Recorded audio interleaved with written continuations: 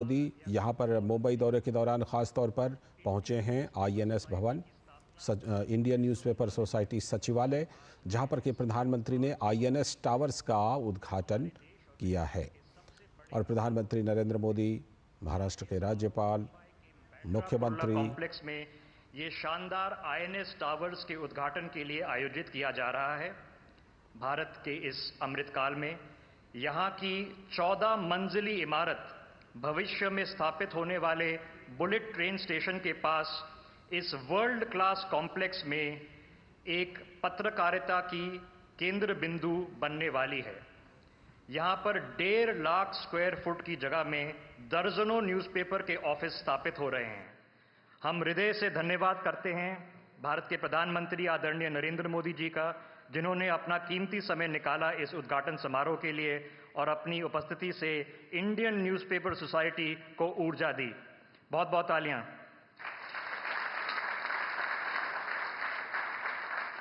मैं INS president Rakesh Sharma ji से अनुरोध करूंगा कि वह आदरणीय प्रधानमंत्री महोदय को सम्मानित कर स्वागत करें। राकेश शर्मा जी।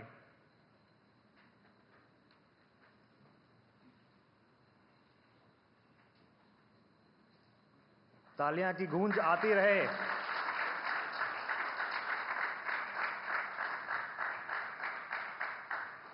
ये प्लाक आईएनएस की तरफ से प्रधानमंत्री को समर्पित किया जा रहा है।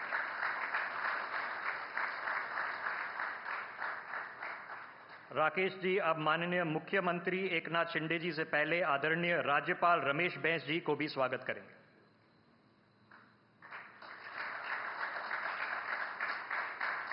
राकेश जी, माननीय मुख्यमंत्री एकनाथ शिंदे जी का भी स्वागत करें।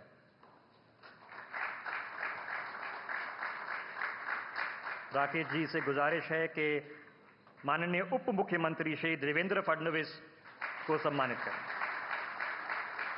और अब उप मुख्यमंत्री श्री अजीत पवार जी।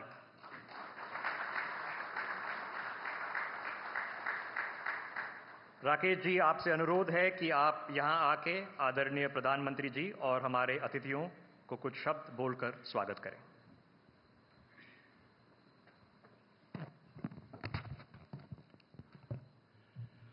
राष्ट्रहित के सबसे बड़े चिंतक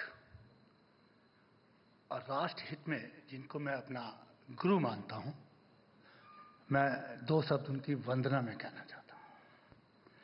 अखंड मंडलाकारं व्याप्तं येन चराचरं तत्पदं दर्शितं येन तस्मै श्री गुरुवे नमः।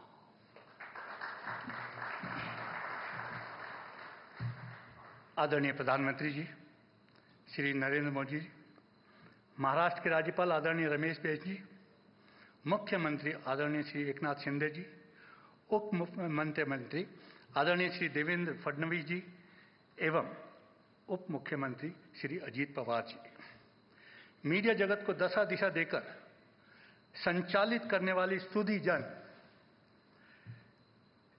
एवं सदन में उपस्थित गणमान्य भाइयों और बहनों, आईएनएस की तरफ से मैं आप सबका हार्दिक स्वागत करता हूं। पदम आदरणीय भारत के यशस्वी प्रधानमंत्री श्री नरेंद्र मोदी जी, आज आईएनएस मुंबई के भवन के उद्घाटन के अवसर पर हम आपको अपने बीच पाकर गौरवान्वित ही नहीं, अभिभूत भी महसूस कर रहे हैं। दुनिया के सबसे बड़े लोकतांत्रिक राष्ट्र भारत के प्रधानमंत्री जी ने जो विश्व कुटुंब को एक साथ लेकर आगे बढ़ने का संकल्प लिया है, उसे हम सब ने इनके बीते 10 वर्षों के कार्य को देखकर स्वयं अनुभव किया होगा।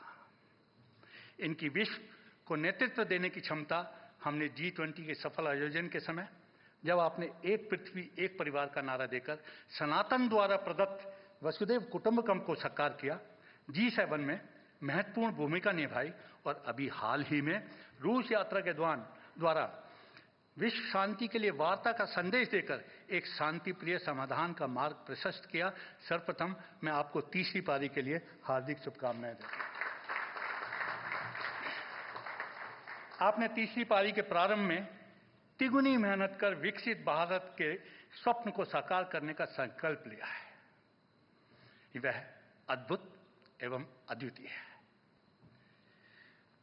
इसने प्रत्येक भारतवासी के मन में आशा और विश्वास का संचार किया है कि हम हर परिस्थिति का सामना करते हुए विकसित भारत के लक्ष्य को अवश्य प्राप्त करेंगे।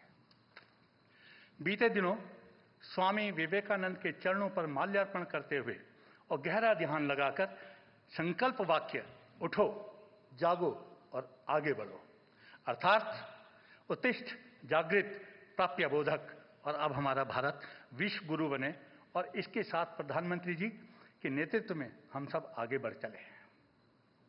प्रधानमंत्री जी, प्रतिमा आप राष्ट्रीय मुद्दों पर मन की बात कर 140 करोड़ भारतीयों में ऊर्जा का संचार कर उन्हें प्रेरित कर रहे हैं। आज मैं भी आपसे हृदय के अंतःकरण से राष्ट्र हित में बात करना चाहता हूं। प्रधानमंत्री जी, आपके समक्ष जो मीडिया जगत के सर्वोच्च पद पर आसीन लोग बैठे हैं वो भारत के हैं, वो भारतीय हैं। भारत इनके लिए सर्वोपरि है। राष्ट्र हित में सकारात्मक समालोचना और अंतोत्गतवा अपने अंतर्मन में यह बात भी जरूर कहूंगा कि हमारा सोशल मीडिया जितना मुखर हो रहा है उस पर देश हित में कुछ अंकुश भी जरूरी है। तभी हम राष्ट्र हित सर्वोपरि रखते हुए समस्त कार्यों को संपादित कर सकते हैं।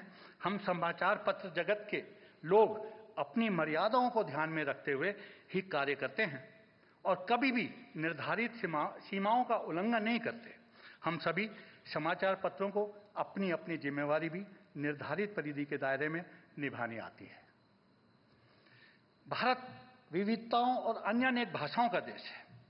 हिंदी सहित सभी भाषाई समाचार पत्र अनवरत सरकार के अच्छे कार्यों को गांव, देहात, कस्बों एवं जिलों तक विषम परिस्थितियों में भी पहुंचाने का अतुलनीय कार्य कर रहे हैं।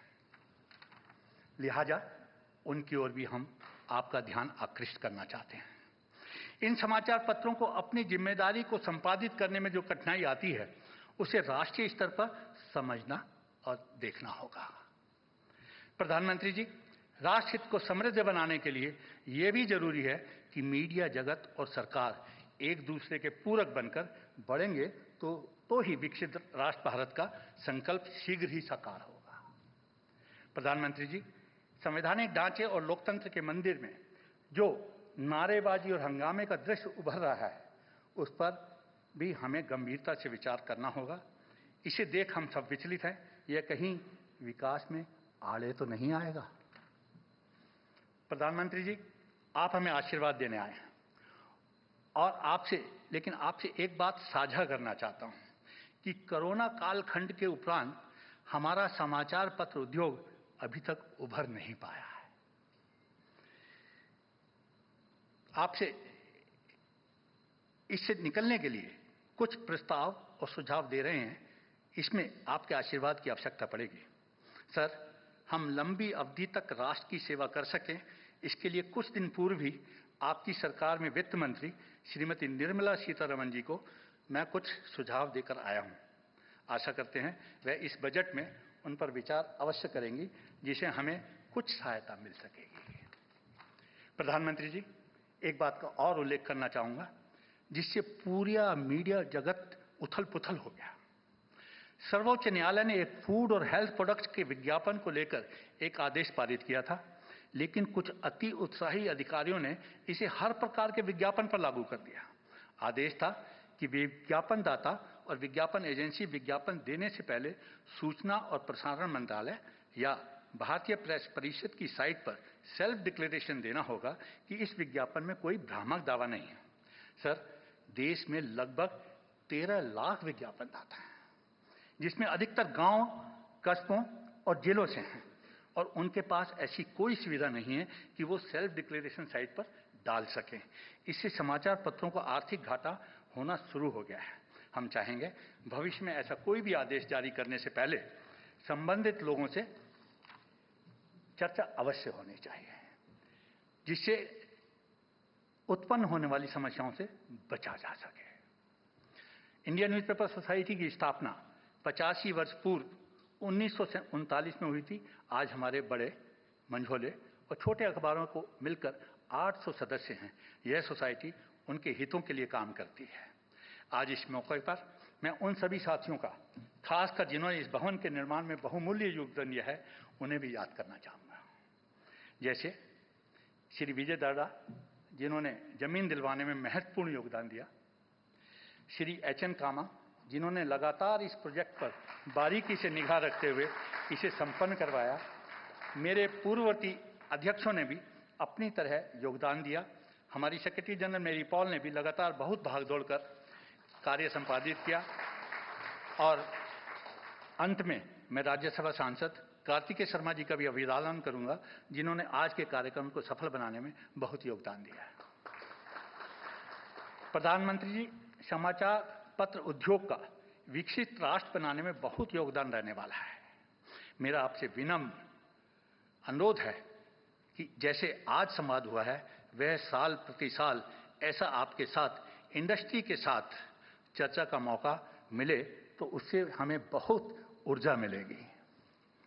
अंत में ऋग्वेद 10वें मंडल के मंत्र उद्धृत करते हुए मैं इंडियन न्यूज़पेपर सोसाइटी की ओर से यही कहूँगा कि सम गच्छत्वम संबद्धाम सावो मानांसी जानता हम देवा समानो मंत्र समिति समानी। हम भावनात्मक जुड़ाव से आपके संकल्पों के साथ जुड़ते हुए आगे बढ़ने के लिए निरंतर प्रगतिवान रहेंगे। प्रधानमंत्री जी, आपकी उपस्थिति से हम अनुग्रहित हैं। आप हमें नव ऊर्जा देने आए हैं। अब मैं आपको आमंत्रित करूंगा कि आप अपने आशीर्वचन से हमें अनुग्रहित करें।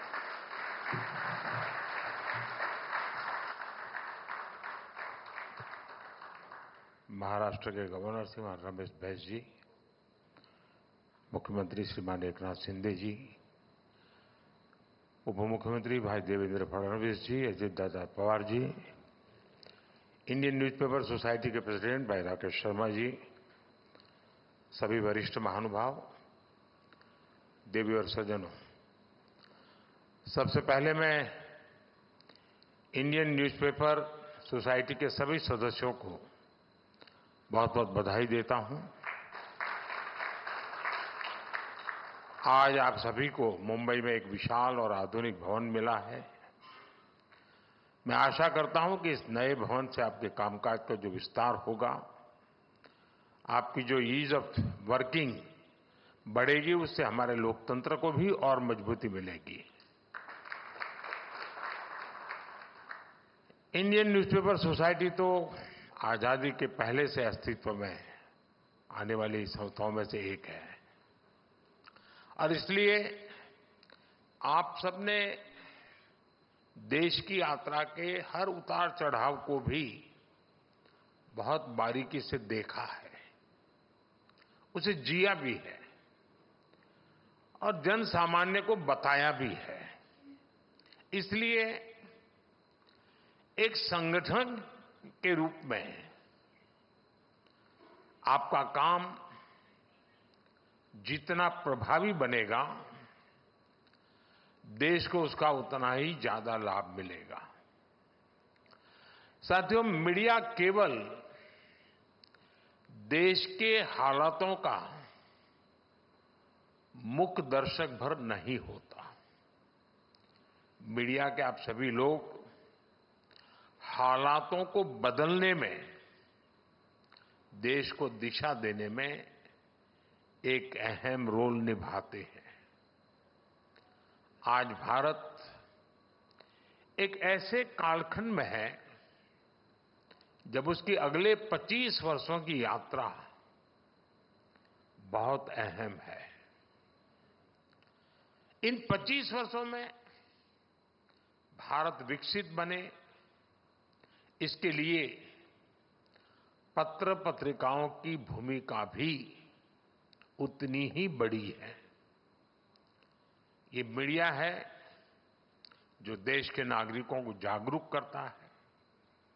ये मीडिया है जो देश के नागरिकों को उनके अधिकार याद दिलाता रहता है और यही मीडिया है जो देश के लोगों को ये एहसास दिलाता है कि उनका सामर्थ्य क्या है। आप भी देख रहे हैं, जिस देश में नागरिकों में अपने सामर्थ्य को लेकर आत्मविश्वास आ जाता है, वो सफलता की नई ऊंचाई प्राप्त करने लगता है। भारत में भी आज यही हो रहा है। मैं एक छोटा सा उदाहरण देता हूं आपको।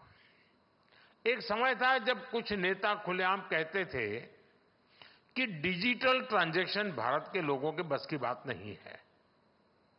ये लोग सोचते थे कि आधुनिक टेक्नोलॉजी वाली चीजें इस देश में नहीं चल पाएगी।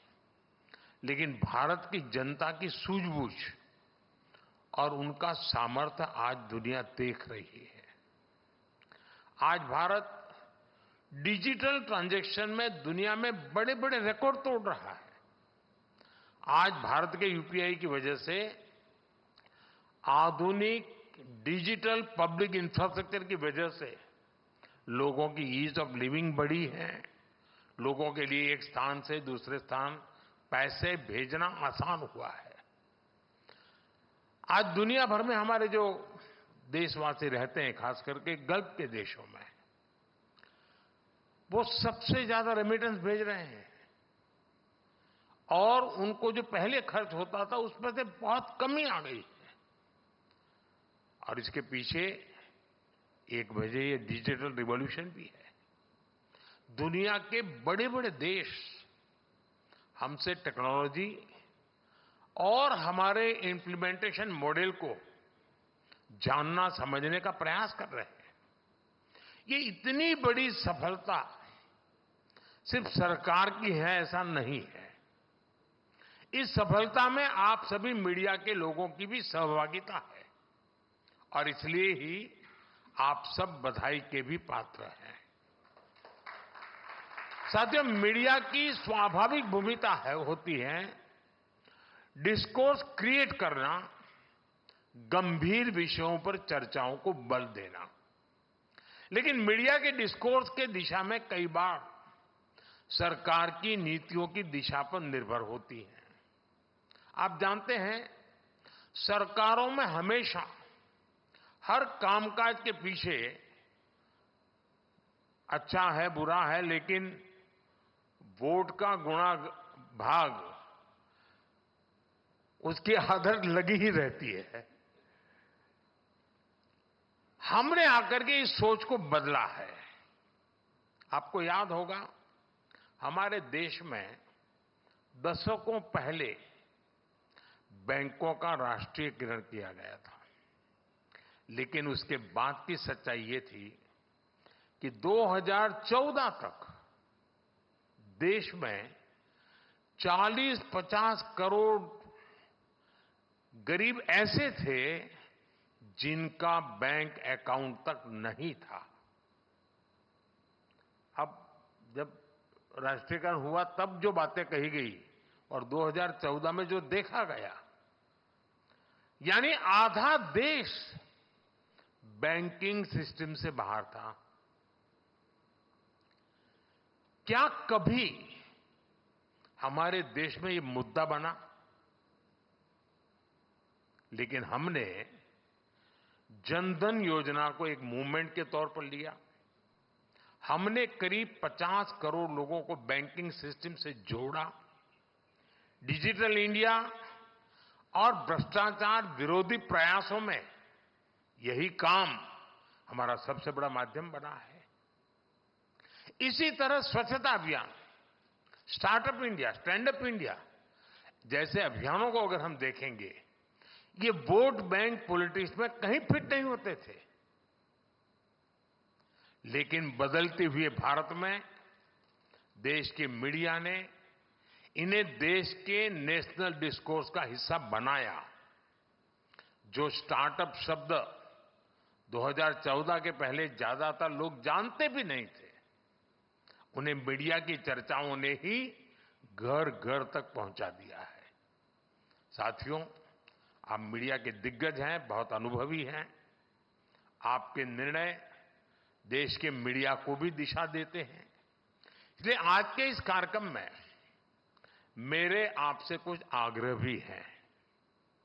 साथियों, किसी कार्यक्रम को अगर सरकार शुरू करती है तो ये जरूरी नहीं है कि वो सरकारी कार्यक्रम है। सरकार किसी विचार पर बल देती है तो जरूरी नहीं है कि वो सिर्फ सरकार का ही विचार है। जैसे कि देश ने अमृत महोत्सव मनाया, देश ने हर घर तिरंगा अभियान चलाया, सरकार ने इसकी शुरुआत जरूर की, लेकिन इसको पूरे देश ने अपनाया और आगे बढ़ाया। इसी तरह आज देश पर्यावरण पर इतना जोर दे रहा है, ये राजनीति से हटकर मानवता के भविष्य का विषय है। जैसे कि अभी एक पेड़ मां के नाम ये अभियान शुरू हुआ है। भारत के इस अभियान की दुनिया में भी चर्चा शुरू हो गई है।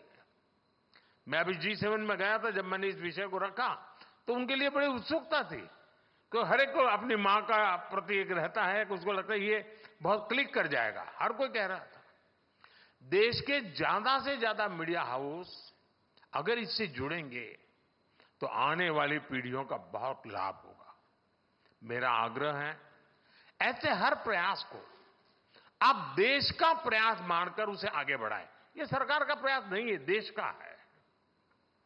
इस साल हम संविधान का 75वां वर्ष भी मना रहे हैं। संविधान के प्रति नागरिकों में कर्तव्य बोध बढ़े, उनमें जागरूकता बढ़े, इसमें आप सभी की बहुत बड़ी भूमिका हो सकती है। साथियों, एक विषय है टूरिज्म से जुड़ा हुआ भी। टूरिज्म सिर्फ सरकार की नीतियों से नहीं बढ़ता है। जब हम सब मिलकर देश की ब्रांडिंग और मार्केटिंग करते हैं तो देश के सम्मान के साथ साथ देश का टूरिज्म भी बढ़ता है। देश में टूरिज्म बढ़ाने के लिए आप लोग अपने तरीके निकाल सकते हैं।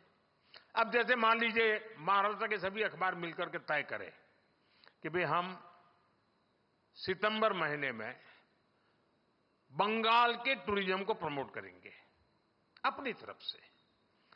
तो जब महाराष्ट्र के लोग चारों अखबारों में हर तरफ बंगाल बंगाल देखे तो उनको करेगा यार इस बार बंगाल जाने का कार्यक्रम बनाए तो बंगाल का टूरिज्म बढ़ेगा।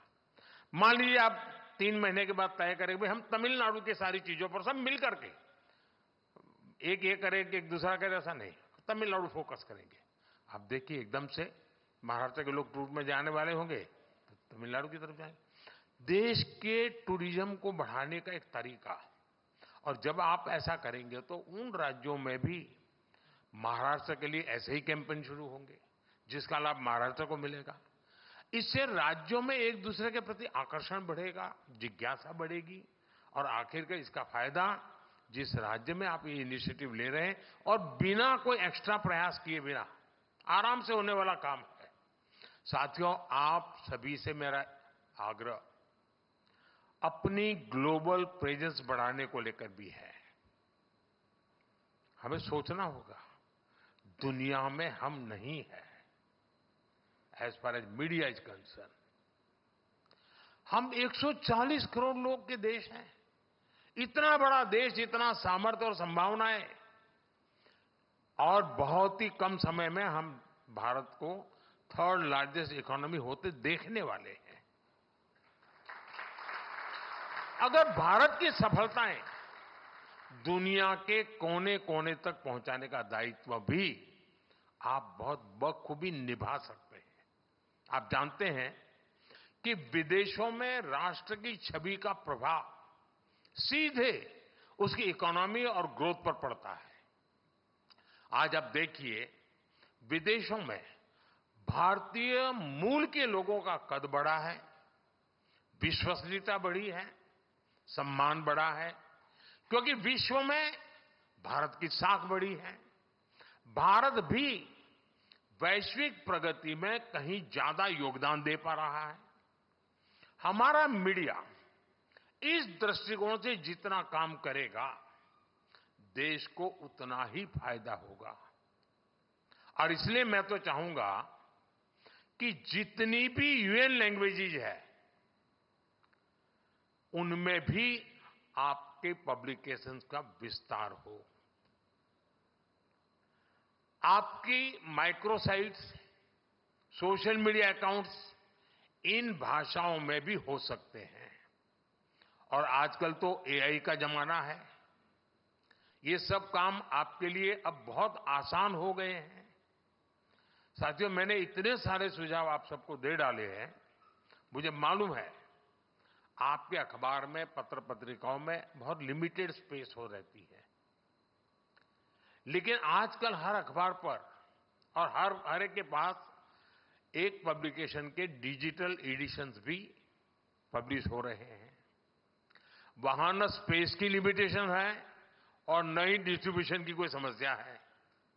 मुझे भरोसा है कि आप सब इन सुझावों पर विचार करके नए एक्सपेरिमेंट्स करेंगे और लोकतंत्र को मजबूत बनाएंगे। और मैं पक्का मानता हूं कि आपके लिए एक भले 2 पेज की छोटी एडिशन जो दुनिया की यूएन की कम से कम लैंग्वेजेज में हो, दुनिया का अधिकतम वर्ग उसको देखता है, पढ़ता है, एम्बेसीज उसको देखती है और भारत की बात पहुंचाने की एक बहुत बड़ा सोर्स आपकी ये जो डिजिटल एडिशंस है उसमें बन सकता है। आप जितना सशक्त होकर काम करेंगे, देश उतना ही आगे बढ़ेगा। इसी विश्वास के साथ आप सभी का बहुत बहुत धन्यवाद। और आप सबसे मुझे मिलने का अवसर भी मिल गया। मेरी आपको बहुत शुभकामनाएं हैं। धन्यवाद।